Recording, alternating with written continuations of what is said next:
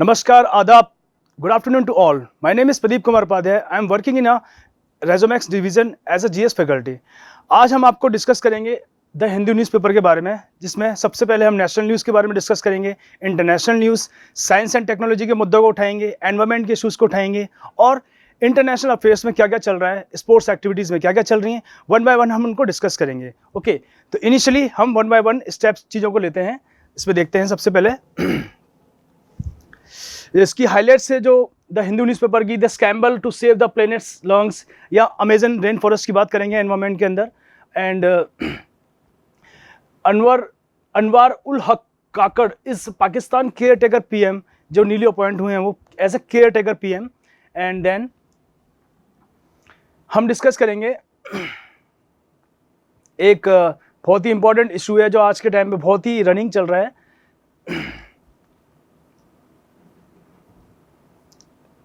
Just a minute, हम आप देखो this one. So this is a topic that ये आर्ट एंड कल्चर का एक टॉपिक है। इसमें हम डिस्कस करेंगे कि एक नेहरू ट्रॉफी बोट रेस होती है पुन्नामड़ा लेक इन अलापुझा। ये हर साल संचालित होती है। इसके द्वारा क्या होता है, लोगों को आपस में अप्रिशिएट करते हैं। एक बोट रेस में ये अलापुझा डिस्ट्रिक्ट के अंदर होती है, केरला के अंदर। ओके, इसमें क्या है कि सारे लोग डिफरेंट पर्सनस हैं, स्पोर्ट्स पर्सन है, पुलिस पर्सन है, डिफेंस पर्सन है, आपस में वहाँ के लोकल कम्युनिटीज़ हैं, उनमें आपस में एक तरीके से एक को एग्जिस्टेंस की भावना को बढ़ाना का इंक्रीज़ करना और एक ब्रदरहुड को इंक्रीज़ करना है। ठीक है, तो बेसिकली उस उद्देश्य से ये रेस वहाँ पे संचालित की जाती है अलापुझा के अंदर। ये it is a topic of कला, आर्ट एंड कल्चर, कला संस्कृति इतिहास का एक पार्ट है ये। ओके, देन अब हम डिस्कस करेंगे one of the most important strategic discussion today's part that Nyoma advance landing ground in eastern Ladakh being upgraded to the handle fighter jets. It means that हम देखेंगे एक हमारे इंडिया के अंदर अभी रिसेंटली में लद्दाख नया यूटी बना है, उसकी कैपिटल लेह है। उसमें हम देखेंगे कि हमारा जो उसका नॉर्दर्न बॉर्डर है, इंडिया का नॉर्दर्न बॉर्डर हम देखेंगे न्योमा, इसका जो नॉर्दर्न बॉर्डर है लद्दाख यूटी एरा, और यहाँ पर चाइना कंट्री प्रेजेंट है। ओके, तो ये लद्दाख का रीजन है, बहुत इंपॉर्टेंट है, हमारा स्ट्रेटेजिकली इंपॉर्टेंट है, सामरिक बहुत महत्व इसका बहुत इंपॉर्टेंट है। एंड इसके अंदर देखेंगे हम कि यहाँ पर हमें प्रॉपर स्ट्रेटेजिकली पॉइंट हमें यहाँ पर ये हाई बेस बनाने पड़ेंगे। इंडियन एयरफोर्स के हाई बेस है यहाँ पर, ताकि any time of war situation के अंदर हम इसको चीज़ को हैंडल कर सकें। तो इसके कुछ पॉइंट्स मैं आपके साथ शेयर करूँगा।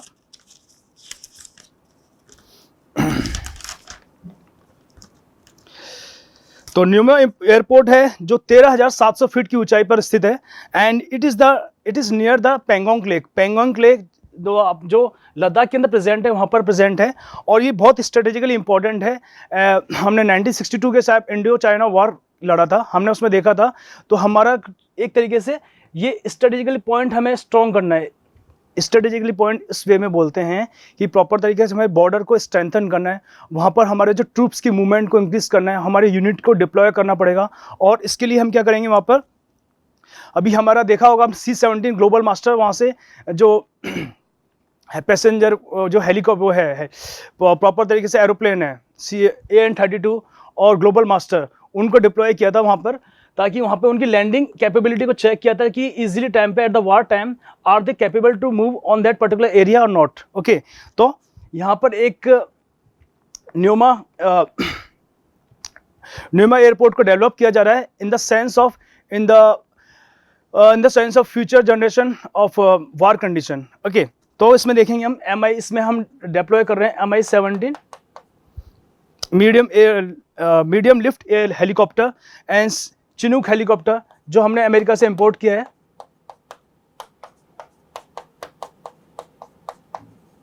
एंड अपेचे हेलीकॉप्टर वो भी हमने अमेरिका से इंपोर्ट किया है। तो यहाँ पर इनकी टेस्टिंग हम चेक कर रहे हैं कि are they capable to move on that particular area and in a very odd situation, odd weather के अंदर, मतलब यहाँ पर क्या है, वेदर बहुत कोल्ड क्लाइमेट होता है, dry climate, dry cold and climate होता है यहाँ पे मौसम की, मतलब इसमें क्या ड्राई एयर के बीच में, और जो इंजन होता है बेसिकली वो are they capable to run properly, मतलब वो ट्यूब कर जाते हैं, वो आपस में इतनी जल्दी प्रोपेल नहीं कर पाते, they will take some time. So हमने जो भी चीज़ें परचेस करी फॉरेन कंट्री से, तो डिफेंस के व्यू से, तो उनको हम चेक कर रहे हैं वहाँ पर, चिनूक हेलीकॉप्टर हो गया, अपेचे एयरक्राफ्ट हो गया, एंड ये सब इसके लिए हम, because we are moving the steps head towards the troops deployment, surveillance and intelligence gathering, means हमें यहाँ पर प्रॉपर तरीके से, एक प्रॉपर तरीके से स्ट्रेटेजिकली चीज़ों को बनाना पड़ेगा, ट्रूप्स को डिप्लॉय करना पड़ेगा यहाँ पे, और यहाँ पर सर्वेलेंस, हमारे प्रॉपर नेविगेशन रडार सिस्टम हमारे रॉबस्ट करने पड़ेंगे, ताकि प्रॉपर तरीके से दुश्मन की जानकारी हमें प्रॉपर मिल सके, ठीक है। एंड K9 हॉविट्जर मिसाइल है जो लैंड से एयर की तरफ मूव होती हैं, उनको यहाँ पे डिप्लॉय करेंगे, ताकि वार के टाइम पे हम चाइना को मुंह तोड़ जवाब दे सकें। और इसके साथ ही हमने यहाँ पे जो न्यूमा एयरपोर्ट है उसके साथ में कनेक्टेड जितने भी रोड्स हैं, वो रोड्स को रोबस्ट करना, उसके इंफ्रास्ट्रक्चर को रोबोट करना, जिसका जिम्मेदारी कौन करता है, BRO, बॉर्डर रोड ऑर्गेनाइजेशन, जिसका हेडक्वार्टर कहाँ है, न्यू दिल्ली में। ओके, तो बोर्ड्स को और रोबस्ट करना है, हाईवेज को रोबस्ट करना है, एंड यहाँ पर जो ट्रूप्स हैं उनको एक्सट्रीम वेदर कंडीशंस के अंदर एकोमोडेशन प्रोवाइड करना, उनकी प्रॉपर हेल्थ एंड हाइजीन का ध्यान रखना पड़ेगा हमें। एंड एम्यूनिशन डंप्स, यहाँ पर एक स्टेशन, स्मॉल स्टेशन बनाने पड़ेंगे एम्यूनिशन डंप्स के, ठीक है। तो ये मैंने आज आपसे डिस्कस किया है। इसमें क्या है कि न्यूमा रिपोर्ट को रीबिल्ड किया जा रहा है, ताकि प्रॉपर तरीके से हमारा एक स्ट्रेटेजिक पॉइंट बन सके नॉर्थ इंडिया के अंदर, ठीक है। नेक्स्ट टॉपिक हम उठाएंगे,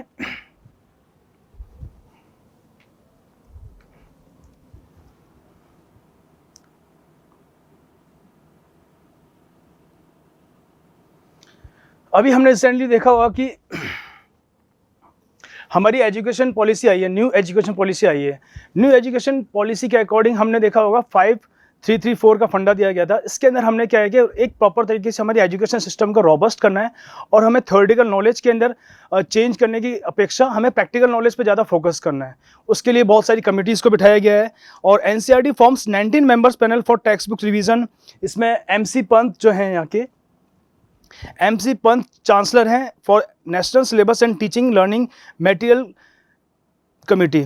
ओके, इसके थ्रू मतलब ये आपस में जितना भी 3rd से लेकर 12th तक का पूरा सिलेबस को डिस्कस करेंगे। इसमें पैनल्स में 19 मेंबर्स बैठेंगे, उसमें आपस में देखेंगे कि ऐसे एजुकेशन पॉलिसी को इम्प्लीमेंट करना चाहते हैं जो जॉब ओरिएंटेड हो।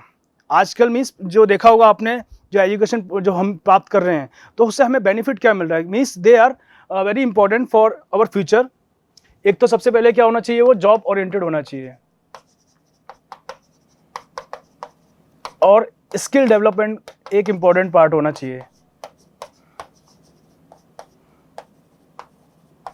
और थर्ड पॉइंट हमारा है, हमें जॉब अपॉर्चुनिटीज हो गया, स्किल डेवलपमेंट हो गया, और इंटरेस्टेड होना चाहिए,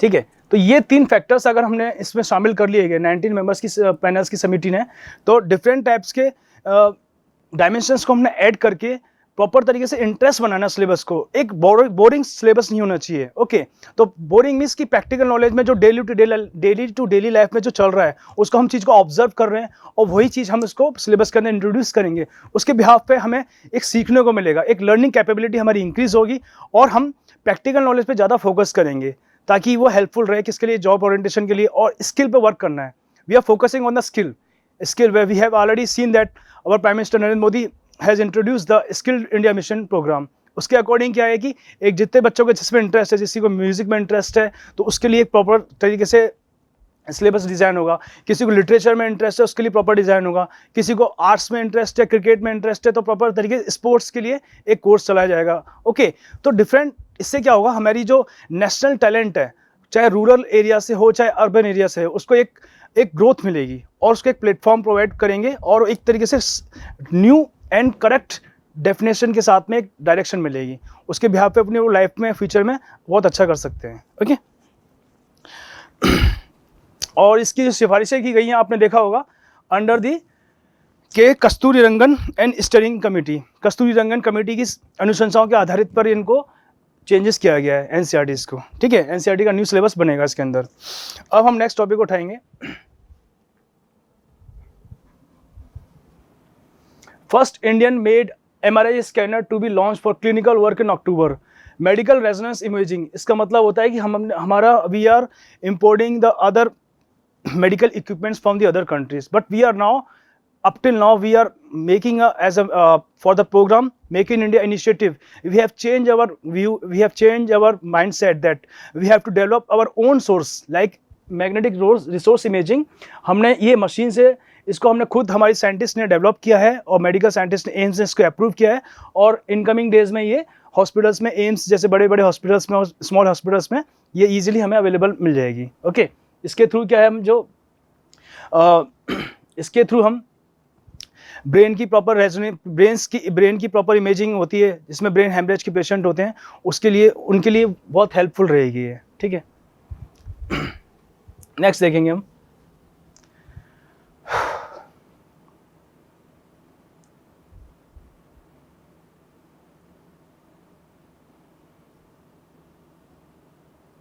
नेक्स्ट टॉपिक हमारा बहुत इंपॉर्टेंट टॉपिक्स है, TB detection, India far from meeting the 2025 गोल।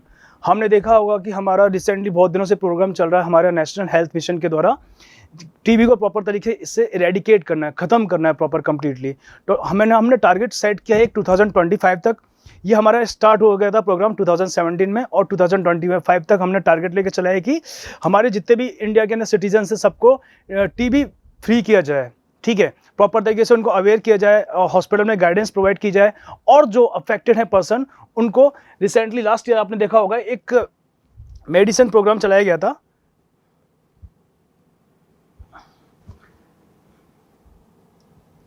उसमें उसके अकॉर्डिंग उनको डॉट्स की मेडिसिन प्रोवाइड की गई थी। डॉट्स मेडिसिन प्रोग्राम 1 साल का प्रोग्राम था। इसके अकॉर्डिंग कंटिन्यूसली जो टीबी पेशेंट हैं उनको medicine free of cost provide की जाएगी वहाँ के लोकल कम्युनिटी हॉस्पिटल के द्वारा, गवर्नमेंट हॉस्पिटल के द्वारा। ओके, तो इसके थ्रू हमने क्या किया है कि ये तो प्रोग्राम ऑलरेडी चल रहा है, बट और जो हमारा जो मेन टारगेट ये है कि टीबी पेशेंट्स को प्रॉपर तरीके से रिमूव करना है, क्योंकि so many persons have lost their life due to the tuberculosis, because they don't know कब स्टार्ट होगी डिजीज़ और कब तक चलती रही, और बाद जब लास्ट स्टेज आती तब उनको एहसास होता है इस बात का कि टीबी के पेशेंट हैं वो। ओके, तो हम पहले प्रॉपर तरीके से हम एक कैंपेन स्टार्ट कर रहे हैं।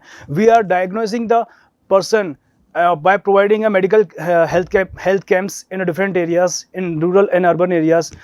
Okay, so एक प्रॉपर एक गाइडेंस प्रोवाइड करेंगे डॉक्टर्स की टीम के द्वारा कि उनको एक राइट डायरेक्शन में उनका ट्रीटमेंट किया जाए और प्रॉपर तरीके से इसको रेडिकेट किया जाए। ओके, देन नेक्स्ट टॉपिक उठाएंगे हम।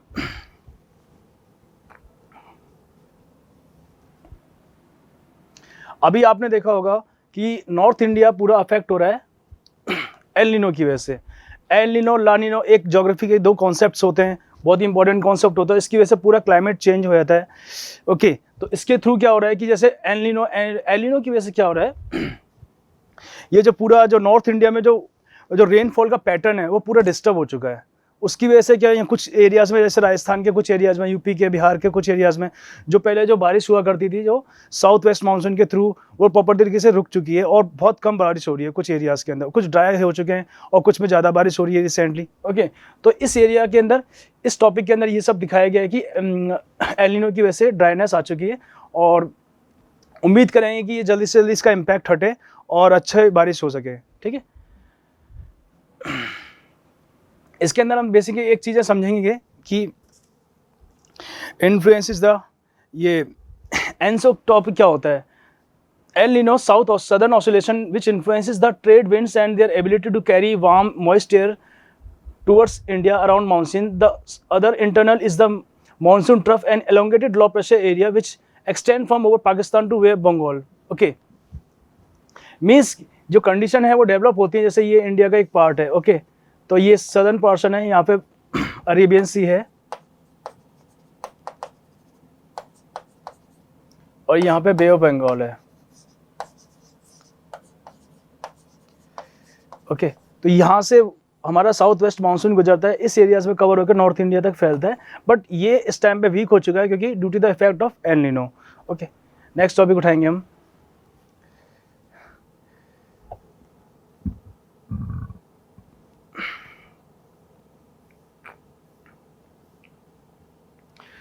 हम डिबेट करेंगे आर्टिकल 370 आर्टिकल रिसेंटली में इसका एबोलिशन हो चुका है और जम्मू कश्मीर को यूटी में कन्वर्ट कर दिया गया है। इसकी कैपिटल समर में तो श्रीनगर है और विंटर में जम्मू है। ओके, बट आर्टिकल 370 एक स्पेशल प्रिविलेजेस प्रोवाइड की गई थी जम्मू कश्मीर पीपल्स को। It provides a special privileges to the Jammu Kashmir people.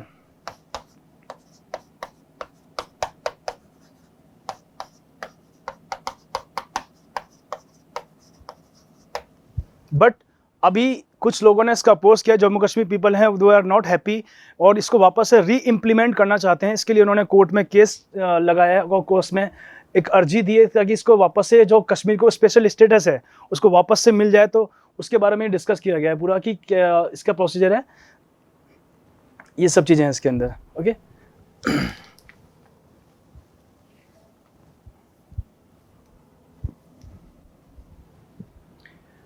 और हमने देखो अभी रिसेंटली में हमने डिस्कस किया था कि टीबी से टीबी के लिए प्रॉपर तरीके से हम टीबी को कैसे रिमूव कर सकते हैं। एक तो हमारा फूड सिस्टम है, फूड को कैसे इंटेक करते हैं, और जो हमारी फूड हैबिट्स हैं उसके थ्रू हम कैसे चेंज कर सकते हैं। जैसे हमें प्रॉपर न्यूट्रिशन मिलेगा, जैसे इंडिया के कुछ पर्टिकुलर एरियाज़ हैं, जिसमें झारखंड हो गया, बिहार हो गया, उड़ीसा हो गया, ये एरियाज़ थोड़े से कि मीन्स ये पुअर पीपल, पुअर और हंगरनेस यहाँ पर ज़्यादा है। ओके, और डेवलपमेंट तो है पर यहाँ पर जो तो ये पोवर्टी है सबसे ज़्यादा है मिलती है यहाँ पे इस एरियाज़ के अंदर। तो यहाँ पर इनको प्रॉपर तरीके से जो वहाँ पर जो लेबर क्लास है लोगों को प्रॉपर तरीके से एक गुड न्यूट्रिशन प्रोवाइड किया जाए और उनकी हेल्थ में इम्प्रूवमेंट के लिए एक हेल्थ चेकअप्स ऑर्गेनाइज किए जाएँ।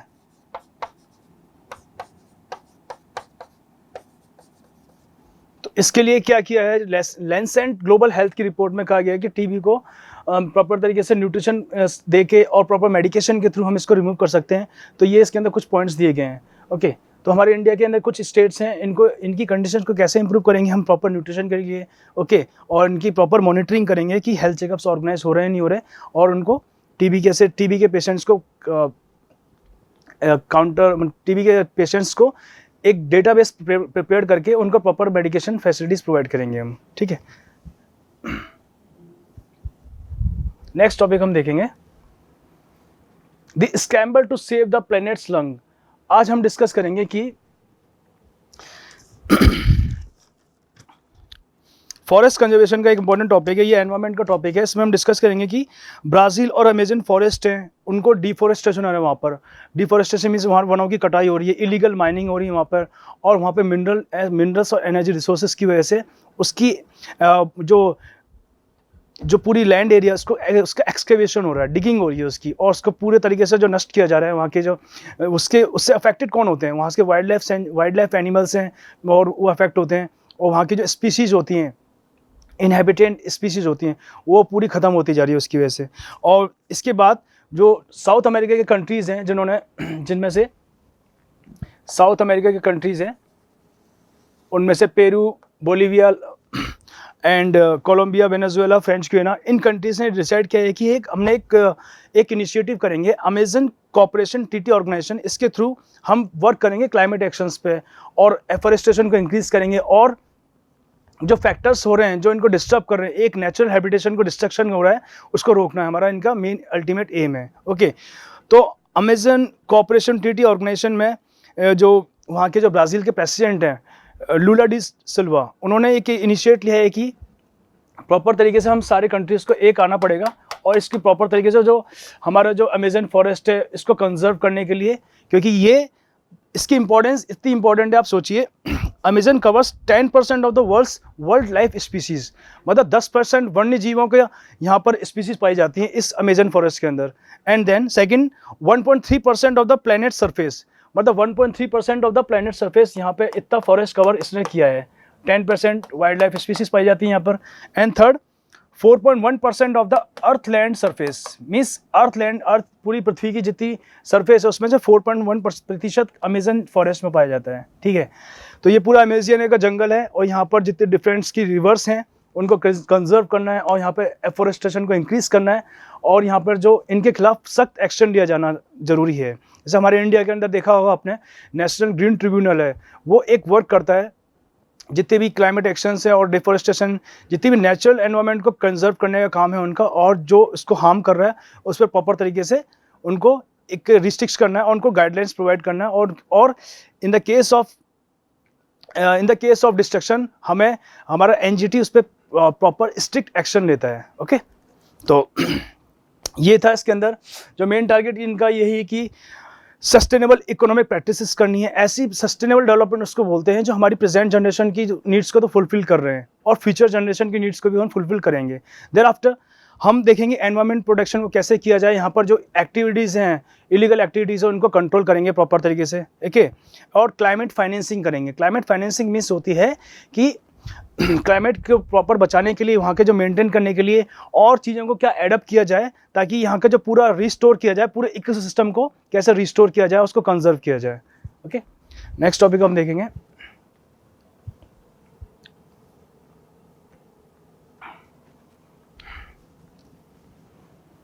अभी रिसेंटली हमने देखा हुआ कि क्राइसिस चल रहा है मणिपुर के अंदर। मणिपुर क्राइसिस के बारे में डिस्कस करेंगे हम थोड़ा सा।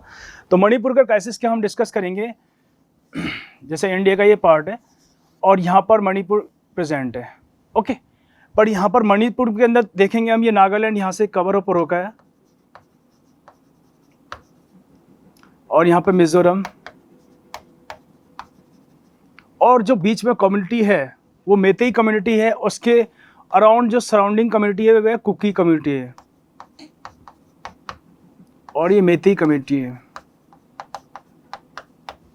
तो इसमें जो आपस में राइवलरी चल रही है, कम्युनिटी इथिकल कम्युनिटी, जो एथनिक ग्रुप्स हैं आपस में वो लड़ रहे हैं। निर्जातीय संघर्ष बहुत ज़्यादा बढ़ता जा रहा है। किसके बीच में? कुकी समुदाय के बीच में और मेती समुदाय के बीच में, क्योंकि मेती समुदाय को 10% आरक्षण मिला हुआ है, तो उसके अपोज में कुकी समुदाय ने विरोध किया है और उनको कहते हैं कि they are also part of the Manipur and उनको भी एक रिजर्वेशन चाहिए। But they are in the name of reservation they are doing mishappenings in the Manipur. ये वायलेंस क्रिएट कर रहे हैं, उनके लोगों को कैप्चर कर रहे हैं और जो उनका एरियाज है उसको कैप्चर करके उनको भगा रहे हैं। इसके पीछे बहुत सारे रीज़न हैं, बिकॉज एक्सटर्नल फोर्सेस, कोई भी वजह होती है उस वजह के पीछे बहुत सारे रीजंस होते हैं। और सबसे पहले हम देखेंगे यहाँ पर एक कंट्री है म्यांमार, जहाँ पर अभी मिलिट्री डिक्टेटरशिप सबसे ज़्यादा चल रही है, मिलिट्री रूल है इस टाइम पे वहाँ पर। ओके, और यहाँ पे है चाइना, ऊपर साइड में चाइना पूरा। तो ये क्या प्रमोट कर रहे हैं? ये प्रमोट कर रहे हैं नार्कोटिक्स टेररिज्म, नार्को टेररिज्म बोलते हैं इसको। नार्को टेररिज्म एक कॉन्सेप्ट होता है, इसके थ्रू क्या होता है कि वहाँ के लोगों को नशीली दवाओं के लिए आदी करना, उनके लिए वहाँ के यूथ हैं, जो यंग यूथ हैं, उनको एक तरीके से उनका ब्रेन वॉश करके इन चीज़ों के अंदर इन्वॉल्व करना। ओके, नशे की दवाई देना उनको, इलीगल वेपन्स की माइनिंग, इलीगल वेपन्स को लेके आना, सप्लाई करना और पूरा यहाँ पे सप्लाई करना।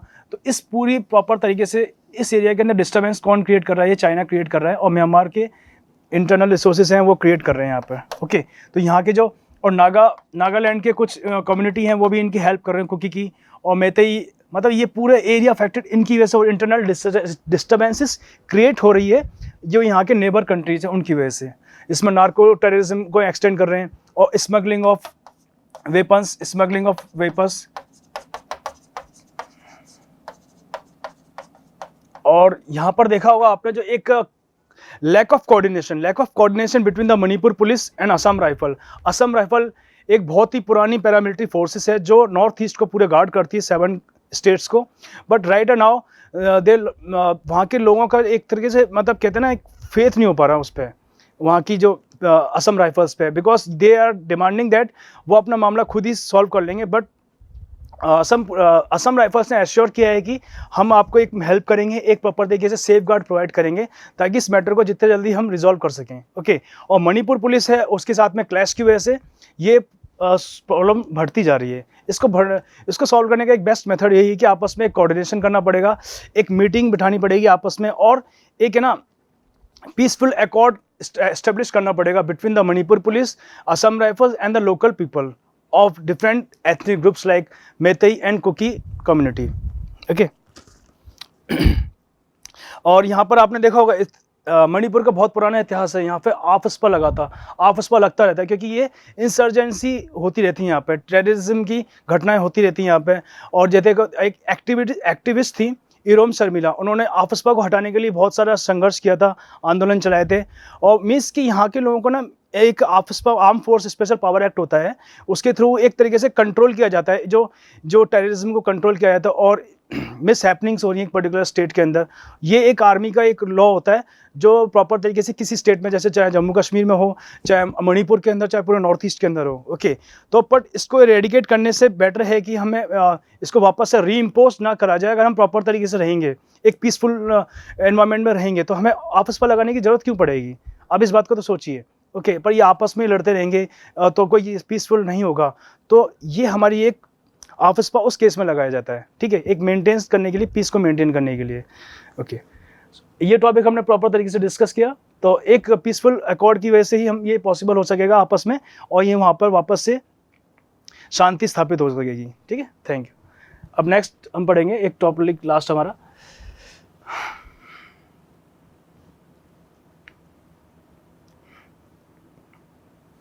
Asian trophy. आपने देखा होगा हमारा इंडिया की जो हॉकी टीम है वो एशियन चैंपियंस ट्रॉफी उन्होंने वॉन किया है, ओके, मलेशिया को हराकर। और it's a very good achievement by the Indian hockey team. And thereafter हम पढ़ेंगे लास्ट में कांचीपुरम क्लासिक के बारे में, कांचीपुरम साड़ी की, जो आपने देखा होगा ये आर्ट एंड कल्चर का टॉपिक है, हिस्ट्री का। इसमें हम पढ़ेंगे कि जो कांचीपुरम साड़ी हैं वो बहुत फेमस है उसकी डिज़ाइन की वजह से, उसकी डिज़ाइन की वजह से, और उसका वहाँ का जो मैटर होता है, कपड़ा होता है, बहुत कितना अच्छा कपड़ा होता है साड़ी का। ओके, एंड ये वहाँ पर 2005 में इसको जीआई टैग प्रोवाइड किया गया था। अब देखो, जीआई टैग इसको 2005 में प्रोवाइड किया गया था। इसके थ्रू इसकी डिमांड बढ़ गई। डिमांड तो ऑलरेडी थी, पर एक फेम मिल गया प्रॉपर तरीके से कांचीपुरम साड़ीज़ को। तो इसका एक्सपोर्ट होने लगा डिफरेंट कंट्रीज़ में अराउंड इंडिया। एंड और उसके जो एक नेशनल आइडेंटिटी प्रोवाइड किसने करी? जीआई टैग ने करी।